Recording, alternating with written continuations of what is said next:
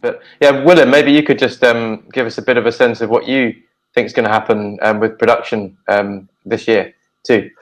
Yeah, thanks, Tom. I think I agree to a large extent with Jeff that India most likely will not be down as much as people might expect based on what's being said in all kind of discussions. No, like I think if you look at the situation in India after the lockdown, you saw a huge revival of the broodstock imports, which is for me the first indication, like what at least is are the hatcheries gonna try to let happen? No, so broodstock imports have been more than enough to cater to a new production cycle. Of course, then the situation worsened for the farmers. There was a lot of disease issues. There were various reasons why the farmers did not stock at a full scale, but still they did stock. Yeah, I think that what we see now happening is that due to disease, a lot of farmers harvest early, so we have a lot of small sizes, which might cause a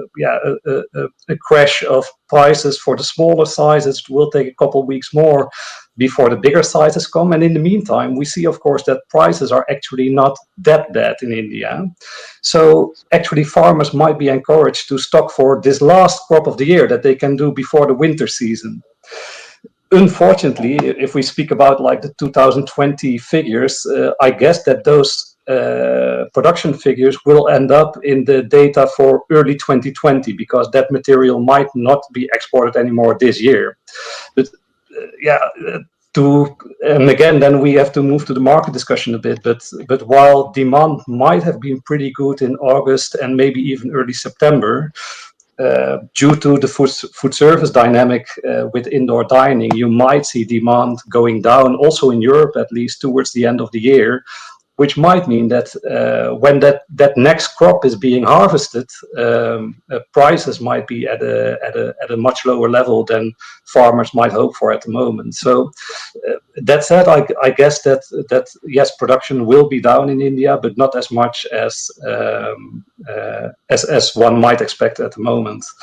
An interesting dynamic for me is like all that additional retail demand, both in the US and Europe, results in a demand for certified product, I guess. Yeah, so BAP 4-star, 3-star for the US, ASC certified raw materials for Europe. So it's maybe also a question to the other panelists, but I guess that there's also two markets in that perspective, one for the not certified materials, one for the certified materials, and there might be price differences there as well. Yeah, but overall, I'm as always, I'm not as negative as many other people are on the production outlook for this year. Okay, great. Well.